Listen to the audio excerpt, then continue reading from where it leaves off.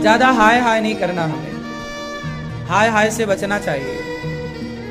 सुखदेव भगवान कहते हैं कि जिसे लक्ष्मी चाहिए वो माया देवी की उपासना करे, तेज चाहिए अग्नि की उपासना करे, अकामः सर्व कामो वा।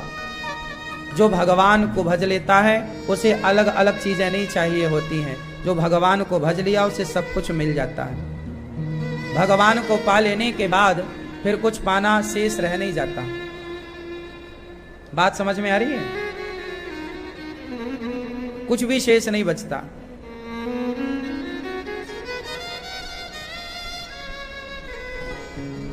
सुखदेव भगवान कहते हैं, भगवान ने सृष्टि प्रारंभ की। नमः परस्मै पुरुषाय भूयसे सदुद्भवस्थान निरोध लीलया ग्रहीत शक्ति तृतीयाय देहिना मंत्र भवायानुपलक्ष्य वर्तमने। भगवान को नमस्कार किया सुखदेव जी ने और सृष्टि का क्रम सुनाया। भगवान नारायण से ब्रह्मा जी उत्पन्न होते हैं। ब्रह्मा जी ने सृष्टि का क्रम प्रारंभ किया। किस प्रकार सृष्टि हुई? भगवान नारायण से ब्रह्मा जी उत्पन्न हुए। नारायण की नाभि कमल से, नाभि से कमल, कमल में कौन प्रकट हुआ? ब्रह्मा। ब्रह्मा जी ने चारों ओर देखा तो चार मुख हो गए। ब्रह्मा जी के कितने मुख हैं? चार। ब्रह्मा जी सृष्टि करते हैं। ब्रह्मा जी की भ्रकुटी से भगवान शिव का जन्म होता है। शिव ने भूत प्रेत की सृष्टि की।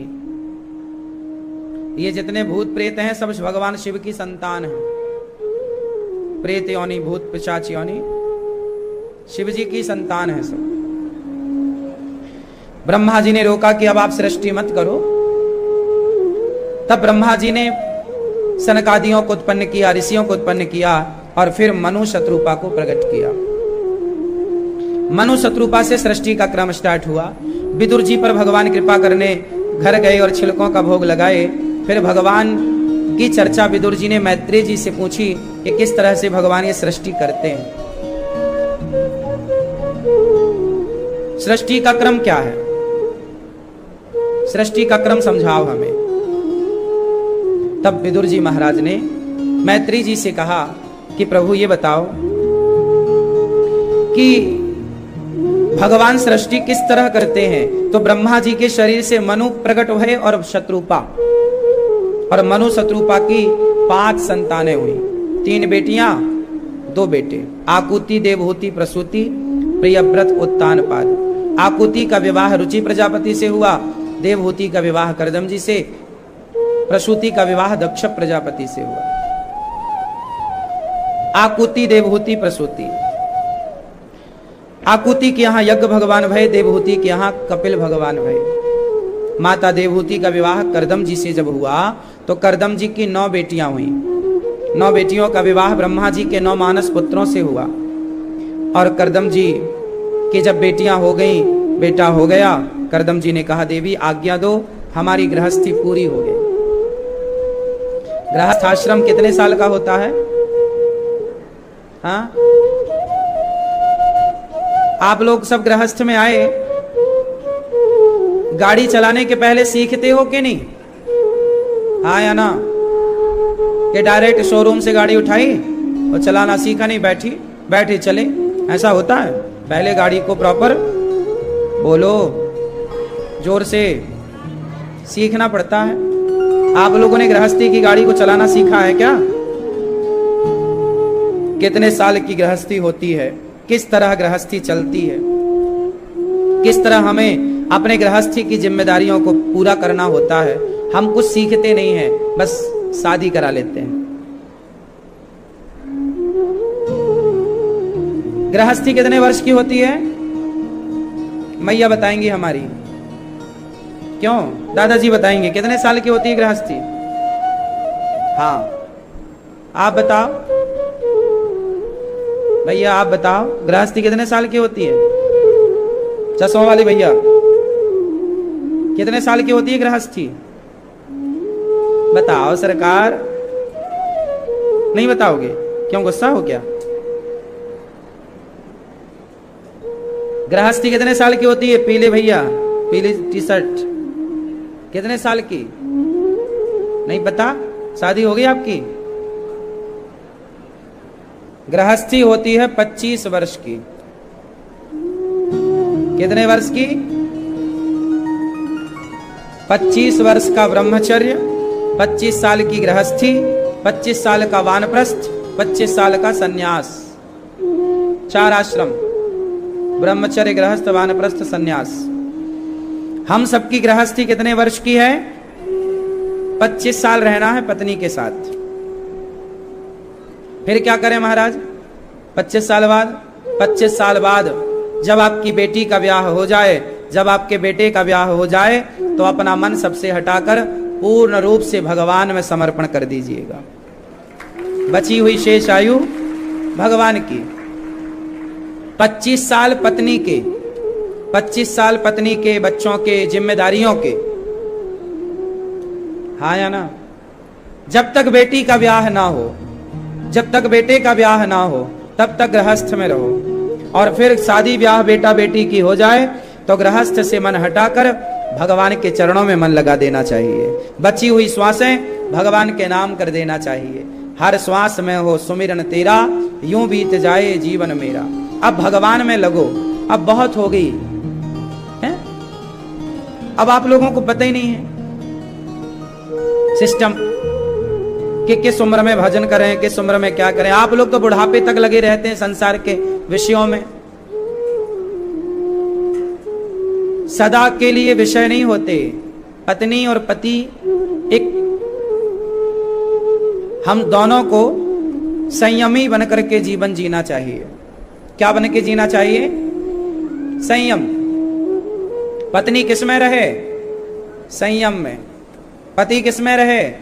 संयम। संयम समझते हैं? संयम समझते हैं? नहीं, लो मैया संयम ही नहीं समझती। गुलाब जामुन खाती हो? रसगुल्ला, रबड़ी खाती हो? चाउमीन, पिज्जा, रोटी कितनी खा जाती हो?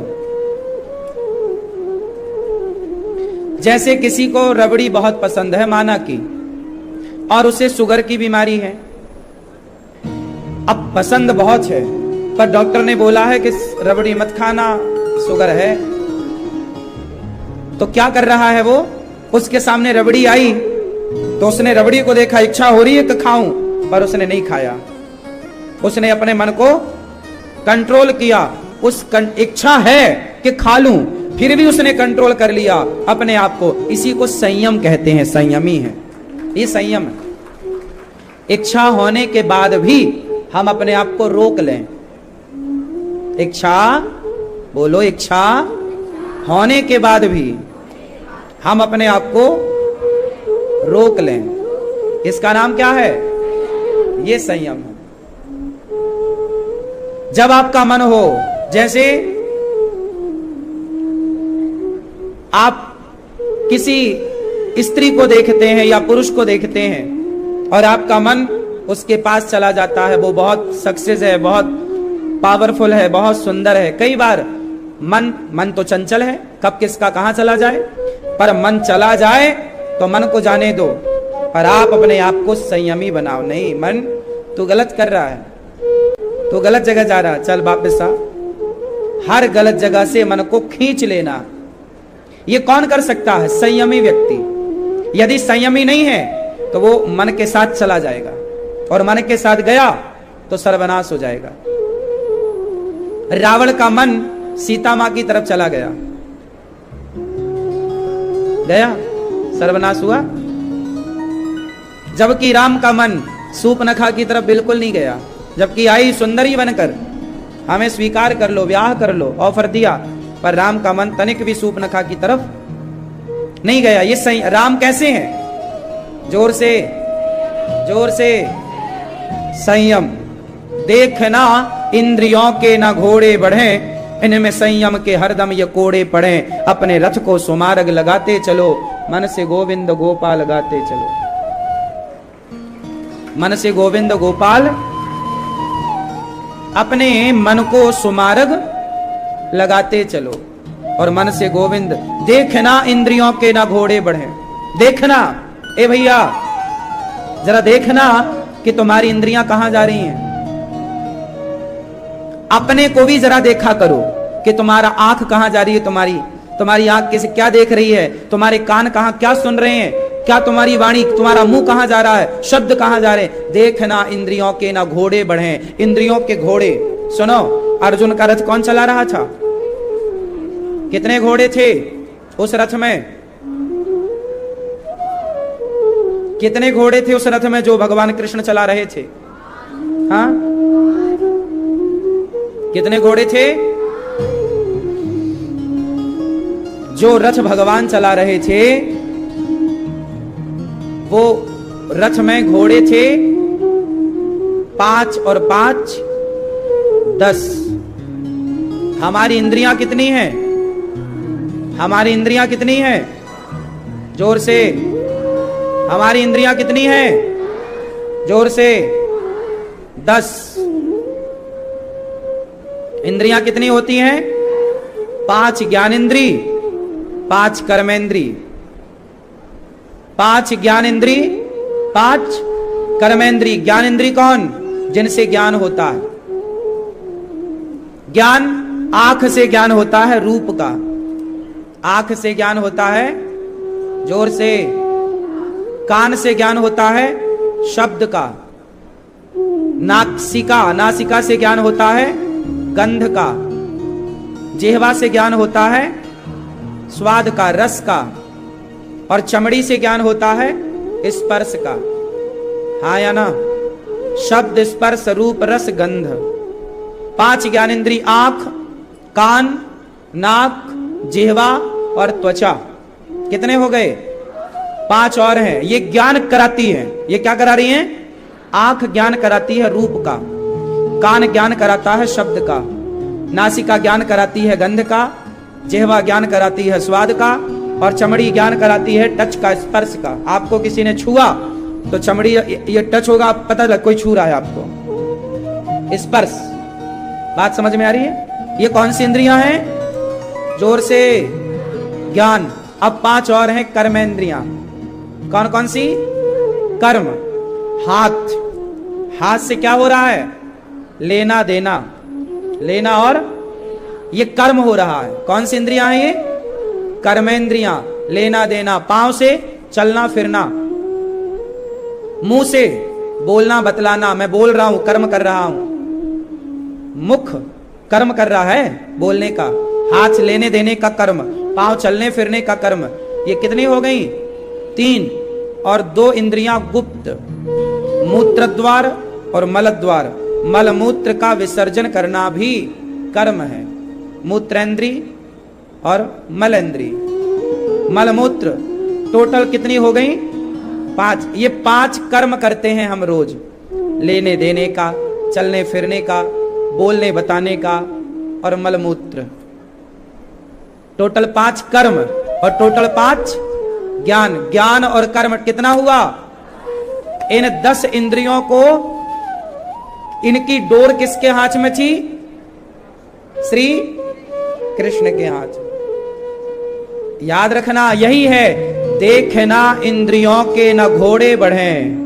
देखना, ये देखना, बोलो देखना, इंद्रियों के न घोड़े बढ़े। इंद्रियों के घोड़े बढ़े मतलब तुम्हारी आंख बहुत देख रही है उल्टा सीधा, मतलब तुम्हारी इंद्रियों के घोड़े बढ़े हुए हैं। इन घोड़ों को क्या करोगे? बोलो जोर से। कंट्रोल। और घोड़ा कंट्रोल कैसे होता है? बोलो लगाम से। लोग नहीं अपनी वाणी में लगाम लगाओ, अपनी वाणी में लगाम। तो घोड़े को कंट्रोल किससे किया जाता है? लगाम। घोड़े के क्या होता है कंट्रोल करने के लिए? लगाम डाली जाती है ना, नासिका, नाक से एक रस्सी पार कराई जाती है, उसे खींचा जाता है तो घोड़ा कंट्रोल, और खुला छोड़ दिया जाए तो घोड़ा दौड़ता है। क्यों जी? बात समझ रहे हैं आप लोग? इसलिए अपनी आंखों पर जरा लगाम लगाओ मेरी माँ, सब ना देखा करो। अपने कानों पर लगाम लगाओ, सब ना सुना करो। अपनी वाणी पे लगाम लगाओ, सब ना बोला करो, और अपनी चमड़ी पे लगाम लगाओ, सबको ना छुआ करो। कंट्रोल, संयमी। राम संयमी है, जबकि रावण संयमी नहीं है। समझ में आया? तो आप लोगों को क्या बनना है?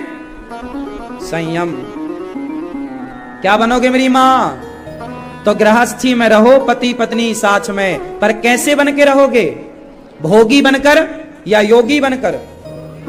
हाँ, 25 साल हो गए, अब मन हटाओ, संसार से मन को हटाओ और भगवान में लगाओ। अब तुम्हारी उम्र हो रही है टाटा बाय बाय कहने की, क्यों नहीं हो रही है? गई बहुत, थोड़ी बची। नारायण अब चेत चेत जा, काल चिरैया चुग रही, निस दिन आयु खेत। काल की चिरैया रोज तुम्हारी आयु को चुन रही है, समाप्त हो रही है। आज सूर्योदय होते ही आपके जीवन का एक दिन और कम हो गया। इसलिए सारी जिंदगी जिम्मेदारियां जिम्मेदारियां जिम्मेदारियां। यदि बच्चों का पालन करना तुम्हारी जिम्मेदारी है, परिवार की सेवा करना तुम्हारी जिम्मेदारी है, तो आत्म कल्याण करना भी हम सबकी जिम्मेदारी है। बताओ, आप नरक गए, आपका पतन हुआ, तो क्या आपकी जिम्मेदारी नहीं थी कि आप अपने परलोक का रास्ता क्लियर करते? क्यों जी? बताओ, सबसे मेरा सवाल, परलोक का रास्ता क्लियर करना किसकी जिम्मेदारी है? उत्तर दो। तो तुम तो कहते हो हमारी तो केवल बच्चों की जिम्मेदारी है, परिवार की जिम्मेदारी है। हाँ, नरक जाओगी, कौन जिम्मेदार होगा? तुम जो गलत काम करती हो या करते हो, झूठ कपट छल से नरक जाओगे, कौन जिम्मेदार होगा? इसलिए अपना कल्याण करना सबसे बड़ी जिम्मेदारी है। समझदार वो हैं जो मरने के पहले आत्म कल्याण कर लेते हैं। अपना कल्याण अपना कर लो साहब, बस अपना कर लो। ऐसा ना हो कि तुम नरकगामी बन जाओ, नरक जाने के लिए मजबूर हो जाओ। जो तुम गलतियां कर रहे हो वो तो नरक ही ले जाएंगी।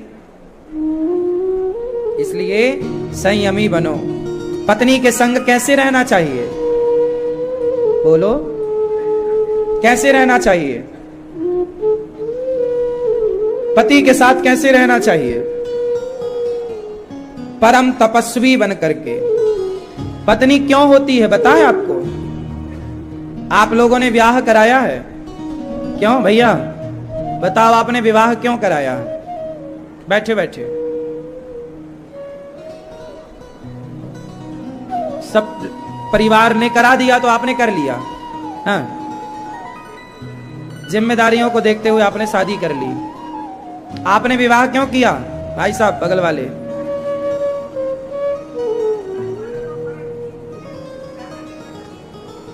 दादाजी ने करा दिया आपका विवाह? अच्छा,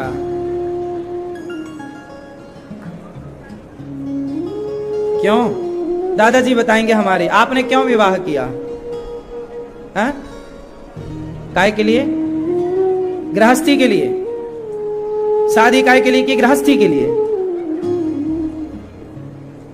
आपने विवाह क्यों किया? हाँ, बैठे बैठे बताओ। अच्छा, वंश आगे बढ़ाने के लिए, बच्चे पैदा करने के लिए। तो कितने कर लिए अभी तक? अभी तो 2 ही कर पाए।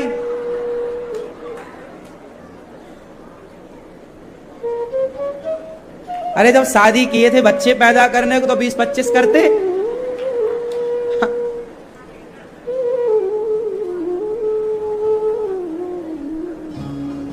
क्यों? आप लोगों ने शादी क्यों की?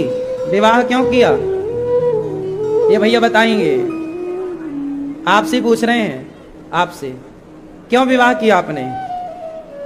बताओ।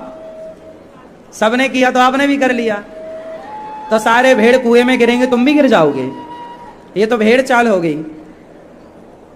भेड़ चाल समझते हैं ना? गांव में कहावत है, भेड़ चाल चल रहा है।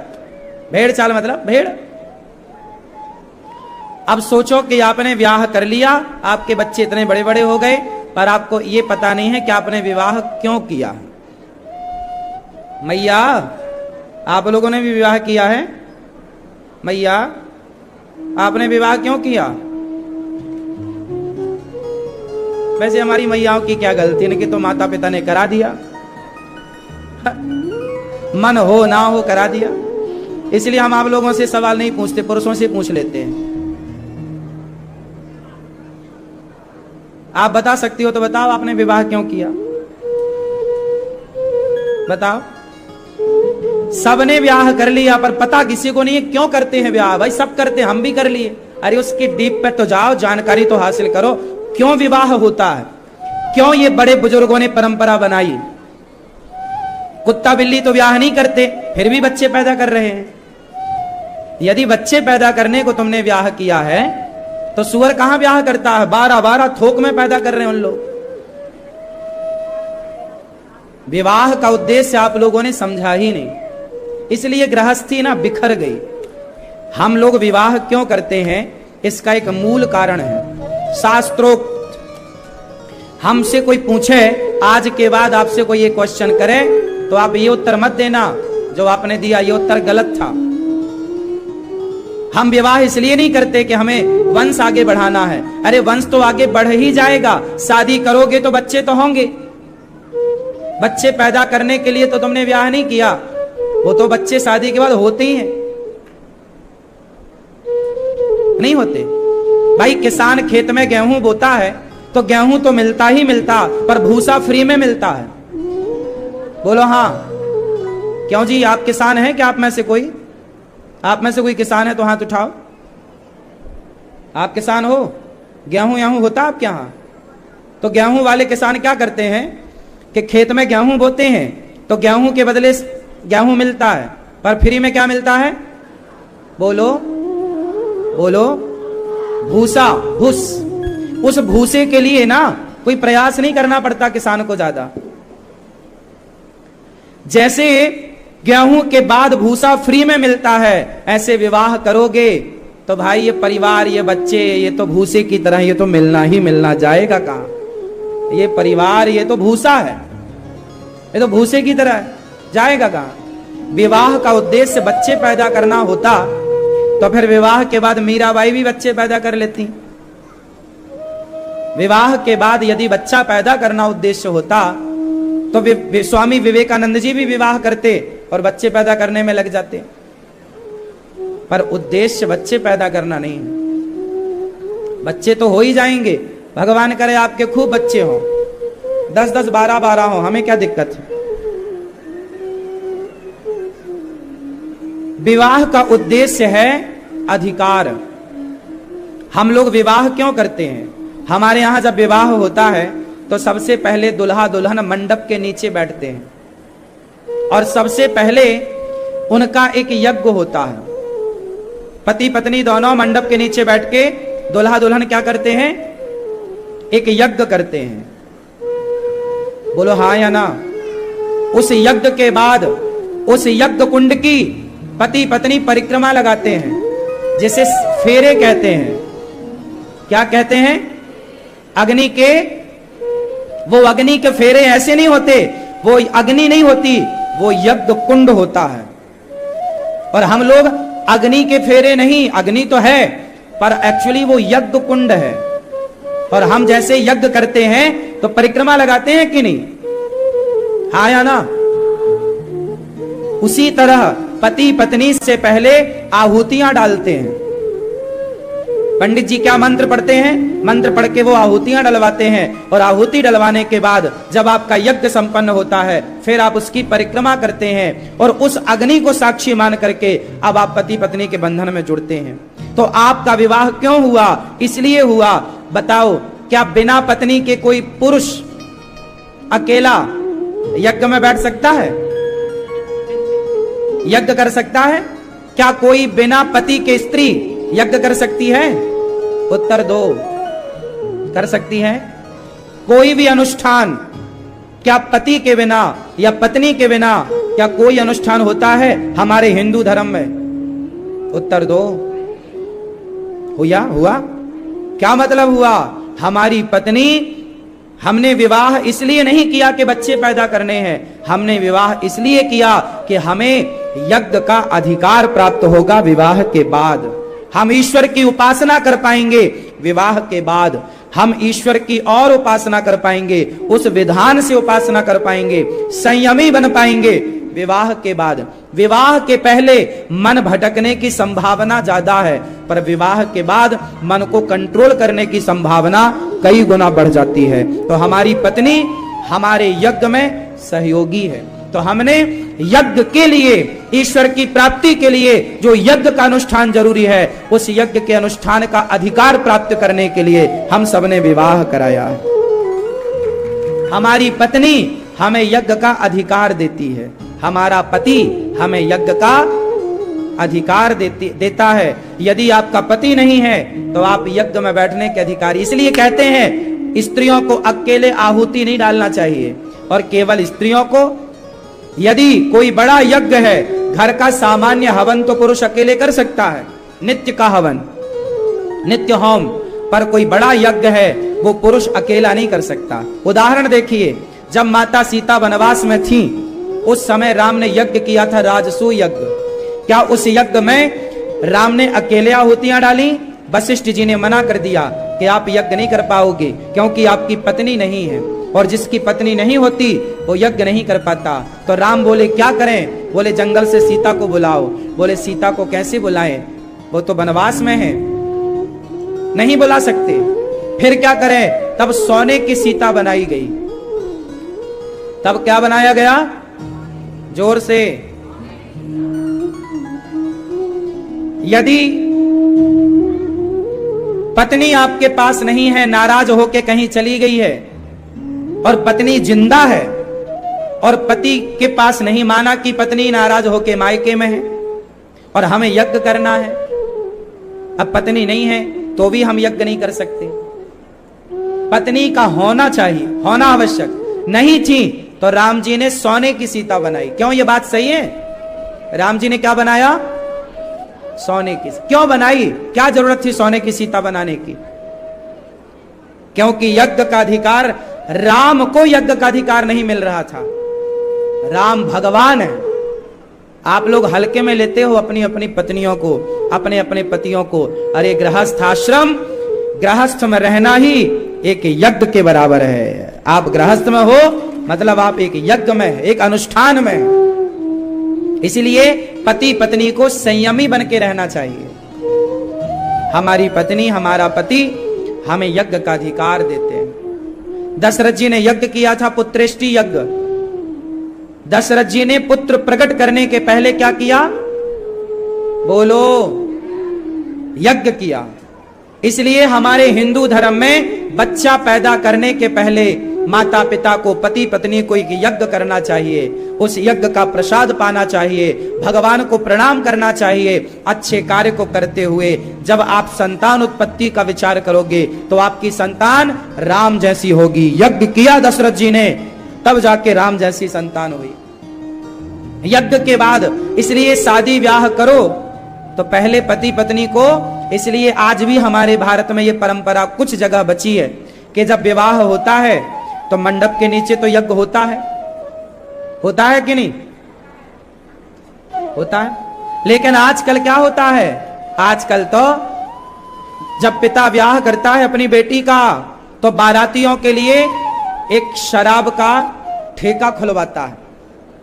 आजकल ना बारातियों के लिए लड़की का पिता शराब की पूरी व्यवस्था रखता है। हाँ या ना? ये बात सही है कि गलत है? बोलो। आजकल एक अलग से काउंटर होता है जहां शराब पीने वाले लोग जाते हैं, वहां महंगी महंगी शराब होती है और लोग शराब पीते हैं। अब बताओ, मेरा सवाल आपसे मतलब लड़की के बाप से, मेरा सवाल है लड़की के पिता से। बताओ, आपने बेटी का विवाह कराया, अरे बेटी का विवाह भी अपने आप में एक यज्ञ है। बोलो हाँ या ना? बेटी का विवाह एक यज्ञ है या नहीं? कितने लोग मानते हैं कि बेटी का विवाह यज्ञ है? क्यों आप नहीं मानती हो मेरी मां? बेटी का विवाह क्या है? एक यज्ञ है, और मंडप के नीचे यज्ञ ही होता है। पंडित जी कराते हैं, मंत्र पढ़ते हैं, लेकिन आज वो यज्ञ, वो विवाह का उत्सव, आजकल के लड़की के पिता शराब का ठेका खोल के बैठ जाते हैं और सबको शराब पिलाई जाती है। अब बताओ कि जो यज्ञ का अनुष्ठान था, अब वो यज्ञ तो रहा दूर, अब शराब पिलाई जा रही है बारातियों को। और आप शराब पिला करके और दुल्हा दुल्हन को फिर रिश्तेदार आशीर्वाद देने जाते हैं। अब सोचो कि शराबी आदमी जब तुम्हारी बेटी को आशीर्वाद देगा, जब इन नालायकों के आशीर्वाद से तुम्हारी बेटी का गृहस्थ आश्रम शुरू होगा, तो कितने दिन चलेगा? शराबियों का आशीर्वाद क्यों दिलाते हो? संतों का आशीर्वाद दिलाओ, ब्राह्मणों का आशीर्वाद दिलाओ, योग्य लोगों का आशीर्वाद दिलाओ। इन रिश्तेदारों को मत बुलाओ जो तुम्हारी बेटी के विवाह में शराब पी के आए। एक शराबी को मत बुलाया। बेटी का विवाह एक यज्ञ है, ये कोई शराब का ठेका है क्या? आजकल तो लड़की का बाप ही शराब का ठेका खोल लेता है, आओ जी पियो शराब। और जितने लोग मंडप के नीचे बैठे होते हैं, अधिकांश लोग शराब के नशे में बैठते हैं। वो मंडप जो यज्ञ का मंडप है, वो मंडप जो, क्यों जी, लड़की जिस मंडप पर बैठती है ब्याह के लिए, वो कौन सा मंडप होता है? वो यज्ञ मंडप है। कौन सा मंडप है? यज्ञ है वो। सारे देवी देवताओं का आवाहन होता है वहां पर, हाँ या ना? उस अग्नि के फेरे होते हैं, उस यज्ञ कुंड के फेरे, और उसी यज्ञ कुंड में, उसी मंडप में शराब पी करके लोग बैठे हैं। क्या ये सही है? उत्तर दो। सही है? तो क्यों ऐसा समाज में ऐसा हो रहा है या नहीं? बोलो। तो लड़की के पिता की क्या जिम्मेदारी नहीं है? जब आप लड़की के ब्याह का कार्ड छपवाते हो तो मेंशन कराओ नीचे, कृपया हाथ जोड़ के विनती है, हमारी बेटी के विवाह में कोई शराब पी के ना आए, और पाया गया तो 4 जूते गिफ्ट दिए जाएंगे उसकी खोपड़ी में। लिखवाओ। ये 4 जूते के लायक है ना लायक? ये तुम्हारी बेटी का ब्याह बिगाड़ने आए हैं। बनाने आते तो शराब पी के ना आते।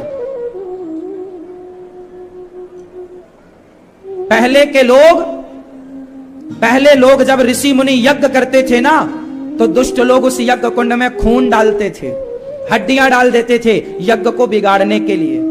बोलो हाँ। इसलिए विश्वामित्र जी राम को लेकर गए थे कि मेरा यज्ञ पूरा नहीं हो पा रहा है, ये नालायक लोग मेरे यज्ञ में हड्डियां डाल देते हैं, मांस का टुकड़ा डाल देते हैं। ताड़का इत्यादि क्या करती थी? यज्ञ नहीं होने देती थी। मारीच क्या करता था? यज्ञ नहीं होने देता था, वो सारा मांस का टुकड़ा, हड्डी डाल देता था यज्ञ कुंड में। तब गुरु वशिष्ठ जी, विश्वामित्र जी राम को लाए ना? बोलो हाँ। और राम को यज्ञ मंडप पर बिठाए और राम जी धनुष बाण लिए खड़े थे। कोई नालायक आएगा मारेंगे, हाँ या ना? बोलो हाँ। के भूल गए? तुम भी 4 जूता लिए खड़े रहा करो द्वार पर बेटी के ब्याह में। कोई शराबी आए तुम्हारी बेटी का, अब बताओ, ये शराबी आएंगे मंडप पर बैठेंगे। शराबी, शराब पीने वाले को महापापी कहा गया है।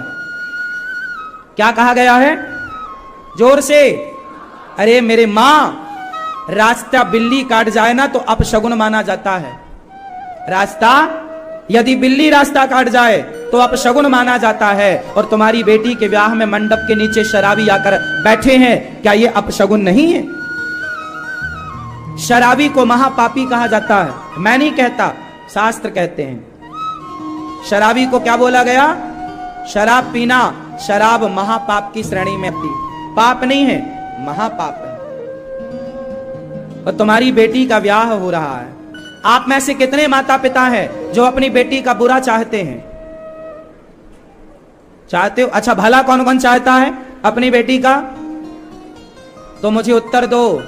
मंडप के नीचे अच्छे लोगों का होना चाहिए या बुरा लोगों का होना अच्छा है?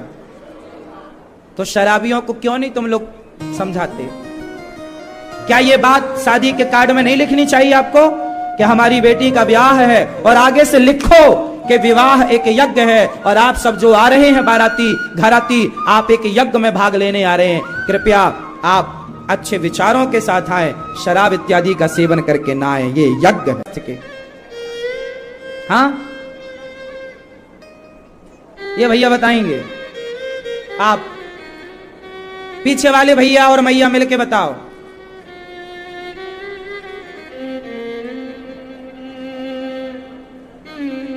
हाँ, यहां वाले भैया बताओ, सब लोग मिलजुल के बताओ। चलो अब हम बताएं, सुनो। एक सदगृहस्थ कैसा होता है? सदगृहस्थ 4 चीजों का पालन कर, जो 4 चीजों का पालन करे वो सदगृहस्थ है। 4 चीजों का पालन। पहला पालन, मेरे संग बोलिएगा, मातृदेवो भव। जो अपनी माता को भगवान मान के उस माता का सम्मान करे, जो अपने घर की स्त्रियों को सदा प्रसन्न रखे, चाहे वो स्त्री मां के रूप में हो, बेटी के रूप में हो, पत्नी के रूप में हो या बहन के रूप में हो। जो अपनी माता को भगवान की तरह दर्जा दे, वो सदगृहस्थ का पहला लक्षण है, मातृदेवो भव। जो मां का आदर करता है वो पहला लक्षण। दूसरा, पितृदेवो भव। जो अपने पिता को भगवान की तरह पूजता हो वो गृहस्थ सबसे उत्तम है। जो बाप का सम्मान करता हो, मां का सम्मान, बाप का सम्मान, पत्नी का आदर, पत्नी का सम्मान, पति का सम्मान। तीसरा, अतिथि देवो भव। जो अपने द्वार पे आए अतिथि को कभी भूखा ना जाने दे, कभी प्यासा ना जाने दे, वो सदगृहस्थ। और आचार्य देवो भव। जो अपने गुरुजनों के पास जाकर सत्संग करते रहें, भगवान की कथा सुनते रहें और गुरुजनों से ज्ञान पा करके उस ज्ञान को जीवन में उतारते रहें। ये गृहस्थ आश्रम के 4 लक्षण हैं। जो माता की सेवा, पिता की सेवा, अतिथि की सेवा और गुरुजनों की सेवा करता हुआ गृहस्थ में रहता है, वो गृहस्थ साक्षात लक्ष्मी नारायण की तरह है।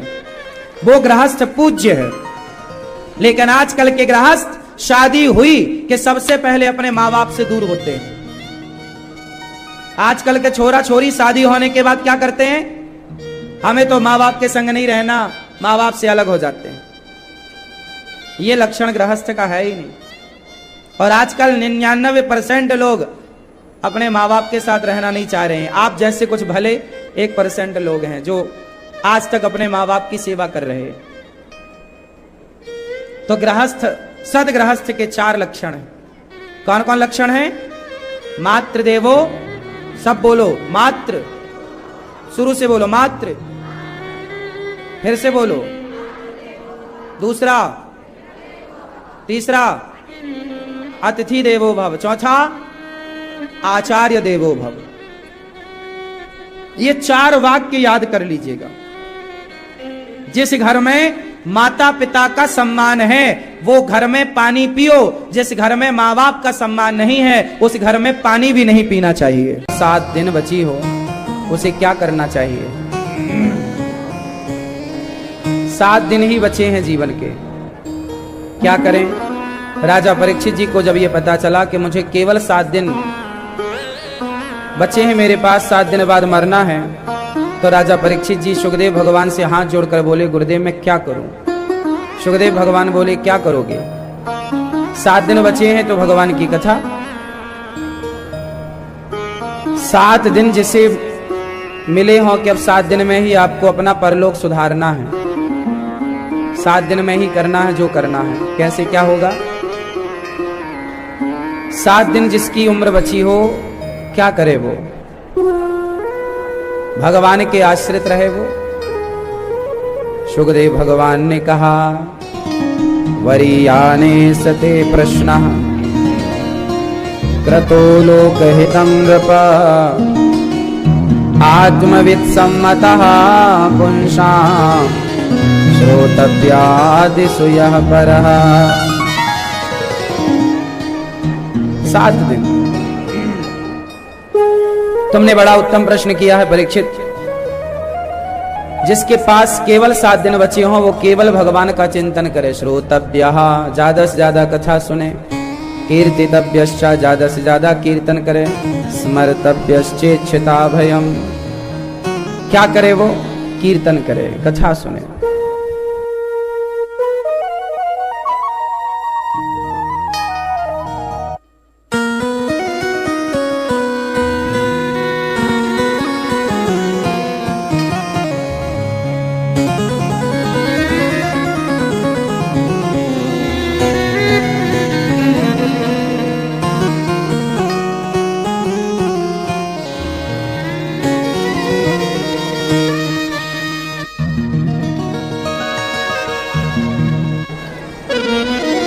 राधे।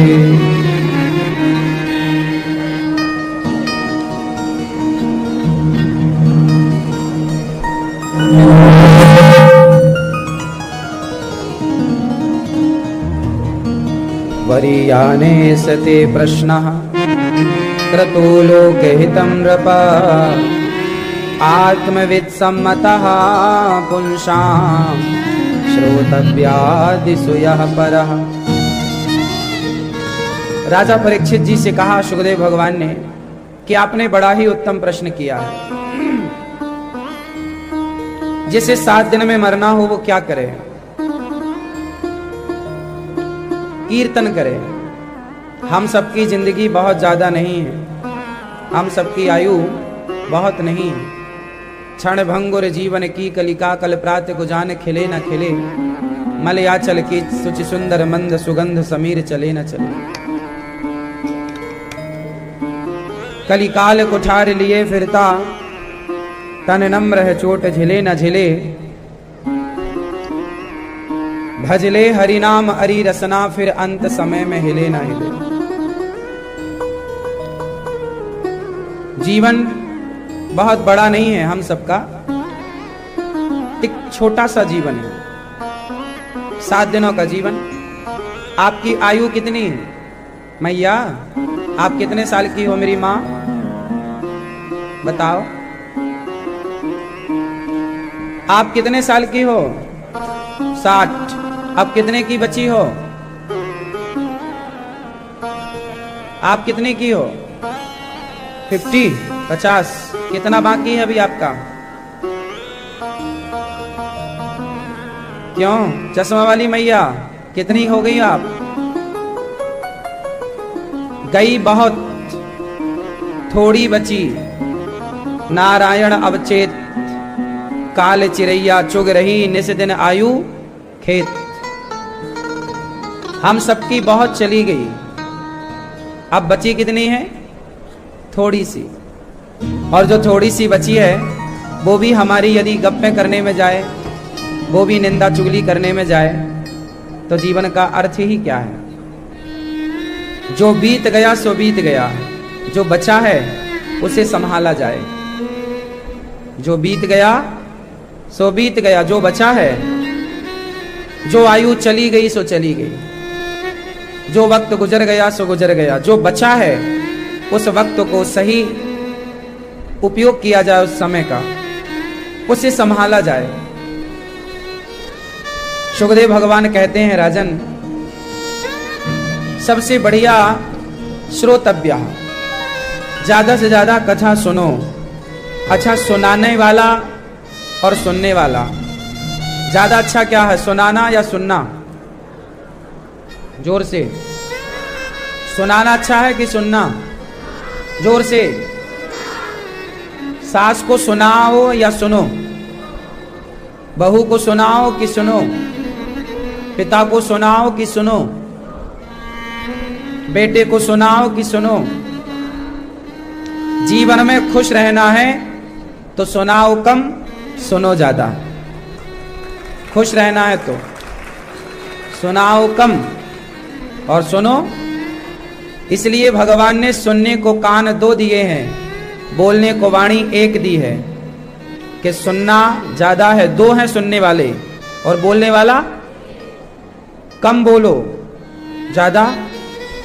लेकिन आप क्या करते हैं? उल्टा। आप सुनते बिल्कुल नहीं हैं, केवल बोलते हैं, सुनाते हैं। हमारी सुनो।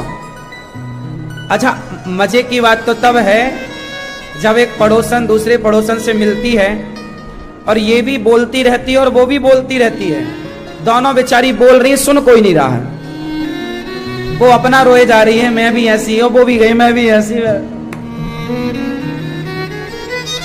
3 लोग बैठे होंगे तो 2 लोग बोल रहे होंगे, हाँ है ना? कई बार सब बोलते हैं, 4 बैठे हैं, चारों बोल रहे हैं।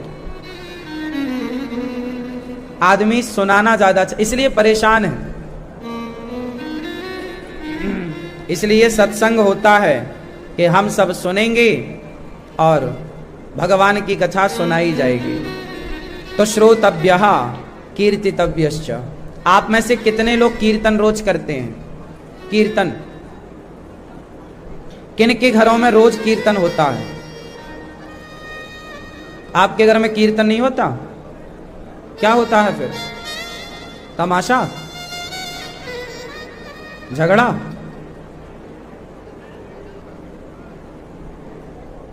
कीर्तन रोज होना चाहिए।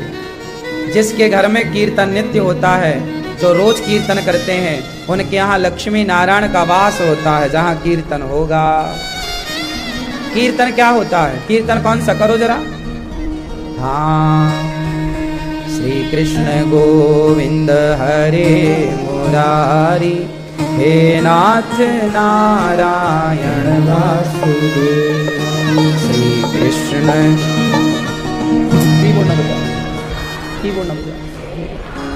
नारायण वास। श्री कृष्ण गोविंद हरे मुरारी, हे नाथ नारायण वासुदेव। श्री कृष्ण हरे मुरारी, कीबोर्ड में गड़बड़ी है। श्री कृष्ण गोविंद हरे मुरारी, हे नाथ नारायण वासुदेव। श्री कृष्ण गोविंद हरे मुरारी, हे नाथ नारायण वासुदेव। श्री कृष्ण गोविंद हरे मुरारी, नाथ नारायण वासुदेव। तो हमें रोज कीर्तन करना चाहिए। इससे क्या होगा? जहां रोज कीर्तन होती है, वहां भगवान का वास होता है। इसलिए कीर्तन रोज, नित्य कीर्तन। अब आप लोग क्या करते हैं? कीर्तन करते ही नहीं है। अरे जब कीर्तन करोगे, जहां जहां भगवान का नाम पहुंचेगा, वहां वहां की नकारात्मकता, नेगेटिविटी समाप्त हो जाएगी। सारी समस्याएं तब खत्म हो जाएंगी जब आप कीर्तन करोगे। आप कीर्तन करते ही नहीं। आप सब करते हैं, कीर्तन नहीं करते। जबकि भारत में शास्त्रों ने बार बार आपको समझाया, भाई कलयुग केवल नाम आधारा, कलयुग केवल नाम आधारा। नाम जप करो, नाम जप करो, नाम जपो भैया, बहुत सारा नाम जपो। पर नाम कौन जप रहा है? बस नाम ही नहीं जप रहे हैं आप, बाकी सब कर रहे हैं। पूजा के नाम पर आप क्या करते हो? अगरबत्ती जलाते हो। आप तो अगरबत्ती जलाए, भगवान जी को पानी डाला, चंदन तो महीनों पुराना लगा है, भगवान जी को छूटे ही नहीं। पानी डाला भगवान जी को और अगरबत्ती जलाई, चिरौंजी के 4 दाने या शक्कर कटोरी में रख दी, हो गई पूजा। अरे भाई, भगवान को नहलाओ, पूजा करो, आंख बंद करके भगवान के सामने बैठो और कीर्तन करो। सबसे मन हटाओ, कीर्तन, कीर्तन, नाम, नाम जपो, नाम। अच्छा, नाम जपने से क्या होगा? बोलो बोलो, राम राम सीताराम।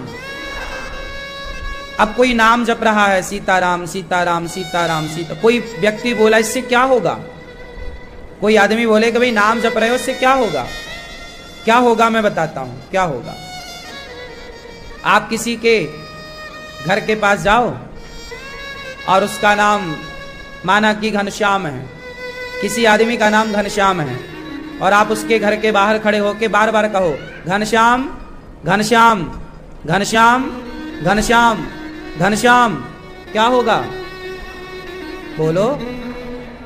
वो आदमी बाहर आएगा, हमें कौन पुकार रहा है। और आप एक काम करो, आप जाओ और चुपचाप खड़े हो जाओ, क्या होगा? आएगा। कब आएगा? जब पुकारोगे, जब बुलाओगे, हाँ या ना? बात सही है, हाँ या ना? तो जब घनश्याम नाम के आदमी को बुलाया तो घनश्याम नाम का आदमी आया, तो जब भगवान को पुकारोगे तो भगवान नहीं आएंगे। इसलिए पुकारो तो सही, नाम प्यार से अच्छा नाम इसी भाव से जपो कि हम प्रभु को पुकार रहे हैं राम। इसलिए क्या बोला जाता, हे रघुनंदन, हे श्रीमन्ना, हे क्या होता, जैसे देखो हे शब्द कहां लगता, हे संबोधन है। अब देखो जैसे कोई आदमी भूखा है, देखो पुकारने का तरीका भी होता है। मैं तरीके बता रहा हूं आपको कि जैसे कोई भूखा है, मैं आपके घर आया, माना कि मैं भूखा हूं, मैंने कहा भैया भूख लगी है रोटी दे दो, तो आप कह सकते हैं कि चलो दूसरे घर में जाओ वहां देखो, ऐसे बहुत लोग आते हैं। पर आपसे इस भाव से कहा जाए, हे भैया बहुत दिन की भूख है, बहुत भूख लगी है जोर से, हे भैया कुछ खाने को दे दो, हे मैया कुछ खाने को दे दो। तो जब हे शब्द लग जाएगा, हे मैया कुछ खाने को दे दो, तो उससे आप हे शब्द से क्या होगा, आप पे प्रभाव पड़ेगा कि ये जरूरतमंद है। हे शब्द आपकी दीनता को दिखा रहा है, आपकी दयनीय स्थिति को प्रदर्शित कर रहा है। हे शब्द, हे भैया हमारी बात सुन लो। एक होता भैया हमारी बात सुनो, और एक होता हे भैया हमारी बात सुन लो। दोनों में अंतर है। अब शब्दों का ज्ञान होगा तो आप समझ पाएंगे। हे भैया मैं बहुत भूखा हूं, हे भैया मेरी बात सुन लो। तो जहां हे शब्द लगता है वो दीनता, इसलिए भगवान को भी हे से पुकारा जाता है। हे श्री कृष्ण, बोलो हे श्री कृष्ण, हे रघुनंदन, हे राम, हे श्रीमन नारायण। इससे क्या हो रहा है, इस हे शब्द को जोड़ने से ये दिख रहा है कि हम कितने दीन भाव से पुकार रहे हैं। इससे आपकी दीनता दिखाई पड़ रही। इसलिए भगवान का नाम है दीन दयाल। भगवान का नाम क्या है, दीन दयाल। का मतलब क्या होता है, दीन दयाल का मतलब बताओ बेटा आप, हाँ? आप बताओ। हाँ, जो दीनों पर दया करे वो दीन दयाल। तो दीन बन के पुकारोगे तब तो वो दया करके आएंगे, दीन बनोगे ही नहीं तो आएंगे क्यों? पहले दीन तो बनो, तब ना वो दया करेंगे, तब ना वो दीन दयाल कहलाएंगे। अब आप दीन बनते ही नहीं है। तो कीर्तन, जहां कीर्तन है वहां भगवान है। भगवान का हनुमान जी क्या करते हैं, बैठे रहेंगे और श्री राम जय राम, श्री राम जय राम जय जय राम, श्री राम जय राम जय जय राम, श्री राम जय राम जय जय राम, श्री राम जय राम जय जय राम, श्री राम जय राम जय जय राम। हनुमान जी कहीं भी बैठे होंगे कीर्तन कर रहे हैं, एकांत में वो पुकार श्री राम जय राम, श्री राम जय राम, कीर्तन। नारद जी क्या करते हैं, क्या करते हैं नारद जी? नारद जी श्रीमन नारायण, श्रीमन नारायण, श्रीमन नारायण, नारायण नारायण, श्रीमन नारायण, श्रीमन नारायण, बोलती पकड़ लेता है, श्रीमन नारायण नारायण नारायण, श्रीमन नारायण, श्रीमन नारायण, श्रीमन नारायण नारायण नारायण। कीर्तन, नारद जी कीर्तन करते हैं, हनुमान जी कीर्तन करते हैं, प्रहलाद जी कीर्तन करते हैं, मीराबाई कीर्तन। कीर्तन कपिल भगवान ने मां से कहा, मां मन को वश में करो। कैसे करेंगे मन को? कीर्तन, सत्संग। देखो मन छोटे से बच्चे की तरह होता है। छोटे से बच्चे को मां बार बार समझाती है, हर अच्छी चीज सिखाती है, तो सिखाते सिखाते समझाते समझाते बच्चा एक दिन समझ जाता है, हाँ या ना? उसी तरह मन को अच्छे काम में लगाओ और उसे समझाते रहो। हर बुरी जगह मन जाए तो रोको। ऐसे धीरे धीरे एक दिन मन आपके कंट्रोल में होगा। कुछ काम करना पड़ेगा मन के लिए। कपिल भगवान ने दिव्य ज्ञान दिया किस तरह से भगवान की पूजा करनी चाहिए। भगवान की पूजा दो प्रकार की होती है, एक शारीरिक पूजा होती है, एक मानसिक पूजा होती है। पूजा कितने प्रकार की होती है? दो। कौन कौन सी? शारीरिक और शारीरिक क्या है और मानसिक क्या है? मैं दोनों प्रैक्टिकल करके बताता हूं। ये कपिल देव जी समझा रहे हैं माता देवहूति को, ये भागवत जी का प्रसंग है, इसलिए आप ध्यान से सुनिए। पहले शारीरिक पूजा। पूजा कैसे करनी चाहिए? कितने बजे उठना चाहिए? कितने बजे सोना चाहिए? कितने बजे सोना चाहिए पहले ये बताओ। क्यों? सोने का सही टाइम क्या है? परफेक्ट। आपके स्वास्थ्य के लिए और आपके आध्यात्म के लिए सबसे उत्तम टाइम सोने का क्या है? कितने बजे सो? बताओ कितने बजे सोना चाहिए? 10। कितने बजे सोना चाहिए मैया? 8 बजे। ये मैया हमारी बढ़िया है, 8 बजे सही है। गांव की हो मेरी माँ? गांव में आज भी लोग 7:30-8 बजे सो जाते हैं। बात ठीक कह रहे हैं। पहले के जमाने में लोग 7 बजे घर के अंदर हो जाते थे। 7 बजे और लो तो 7:30 और लो तो 8। ये मैया ठीक कह रही हैं। 8 और 9 के बीच, मतलब 9 बजे आप सो जाएं और 9 बजे सोने के लिए बिस्तर में कितने बजे जाना पड़ेगा? कितने बजे? 8 बजे 8:30 बजे बिस्तर में लेटेंगे, 9 बजे तक नींद लगेगी।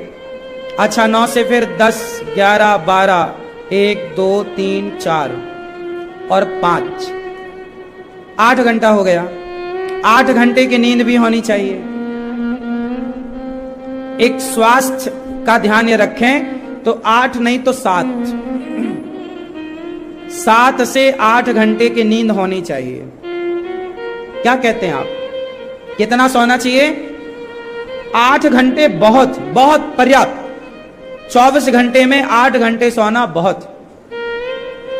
तो आप 9 बजे सोएंगे तो 5 बजे अपने आप बिना अलार्म के आपकी आंखें खुल जाएंगी। शरीर में नींद जो होती है ना, वो टाइम पूरा होती आंखें खुल जाती हैं। हमारा शरीर अपने हिसाब से चलता है। जैसे आप चाहते हो या नहीं चाहते, पर दिल धड़कता रहता है, वो अपना काम कर रहा है। उसी तरह आप केवल 8 घंटा की नींद पूरी होते ही आपकी नींद खुल जाएगी। प्रैक्टिकल कर लो। 5 बजे आप जाग जाएंगे। 5 बजे जागो। सबसे पहले जाग कर क्या करना चाहिए बताओ? जोर से, जोर से। दोनों हाथों का ऐसा मंथन करना चाहिए। करो, गरम हो जाए हथेली, करो। हो गई गरम? फिर इसे आंखों में लगाओ। आंखों में लगाओ। मैया तुम बला टार रही हो मेरी मां, लगाओ। क्या होगा इससे? आंखों की रोशनी कभी नहीं समाप्त होगी। आंखों की रोशनी किसी की कम हो गई हो, आंखों को दिक्कत हो, तो केवल आप ये काम करिए, सवेरे जागकर हाथों को गर्म कीजिए और इस गर्म हथेली को आंखों में लगाइए। आंखों को थोड़ा सेकिए। क्यों? सिकाई करते हो ना कभी कभी कमर में, सिकाई है ये। और सवेरे किसी की आंखों में रोशनी कम हो रही हो तो ये रोज करने से 15 दिन में आपकी रोशनी ठीक होने लग जाएगी। और सवेरे का बासा थूक, आपकी लार, सवेरे जागने से लार पूरे रात बनती है। लार समझते हैं ना? मुंह की लार को निकाल करके जैसे काजल लगाते हैं ना, आंखों में लगाने से आंखों की बीमारियां दूर होती हैं। बासा थूक बोलते हैं, लार बोलते हैं।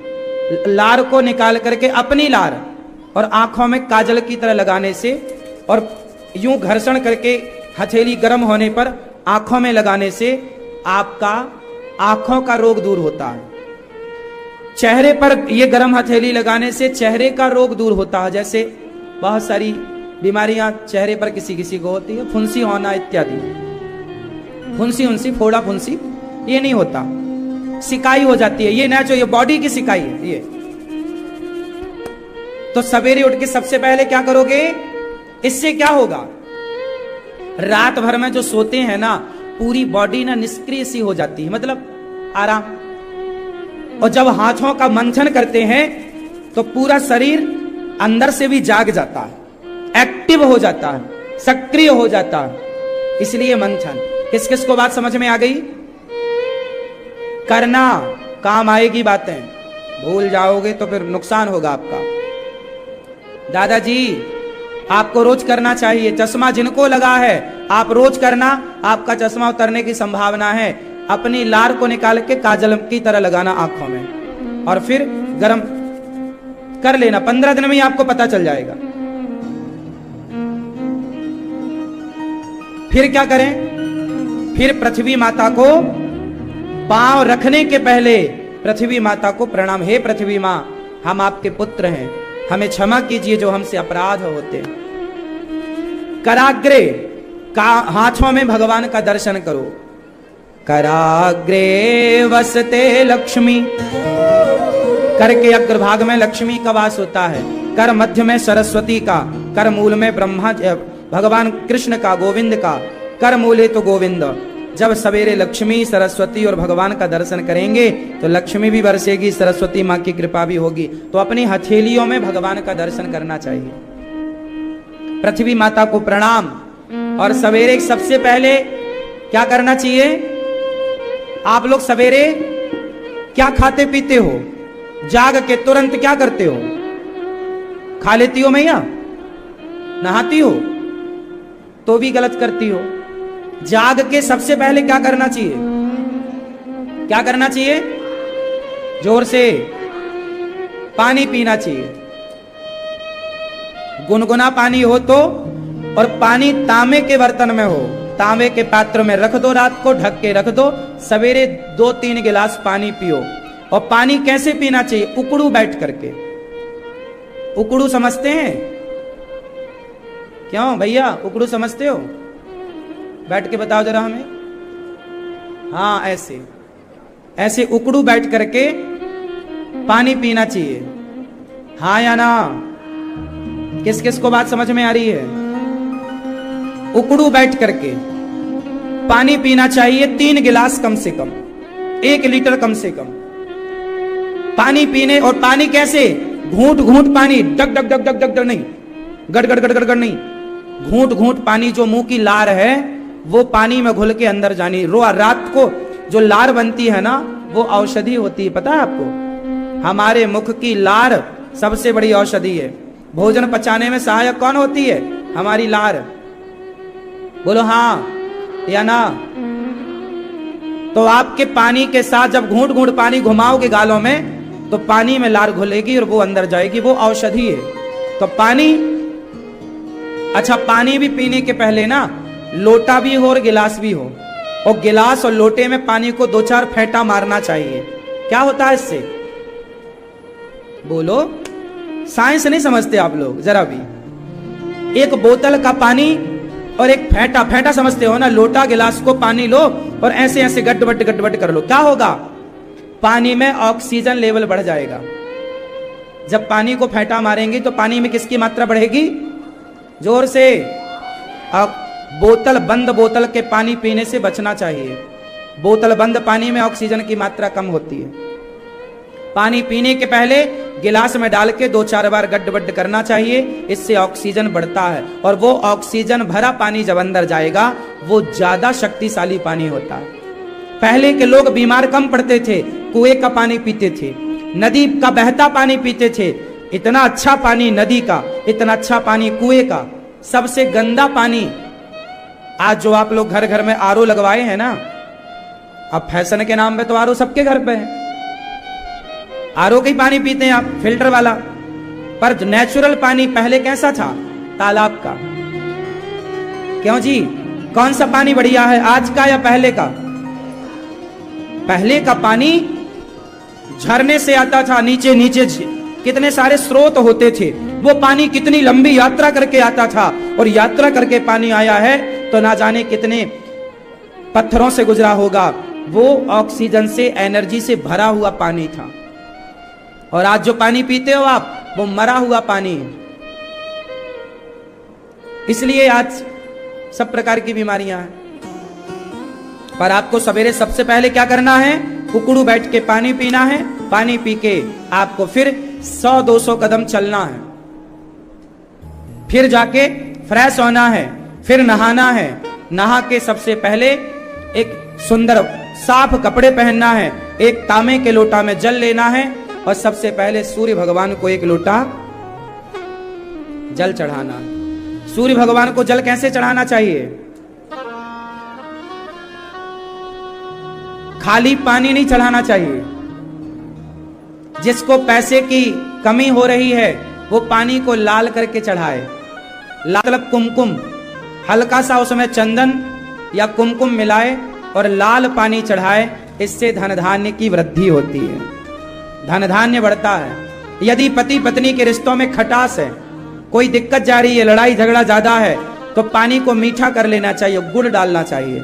गुड़ डालकर मीठा पानी सूर्य भगवान को चढ़ाने से रिश्तों में मिठास आती है, रिश्ते सुधरते हैं। तो सूर्य भगवान को मीठा पानी रिश्तों के लिए और लाल पानी धन धान्य के लिए। सादा पानी तो है, आप चढ़ा ही रहे। सादा पानी सादगी के लिए है। सादा जीवन, उच्च विचार चाहिए तो सादा पानी।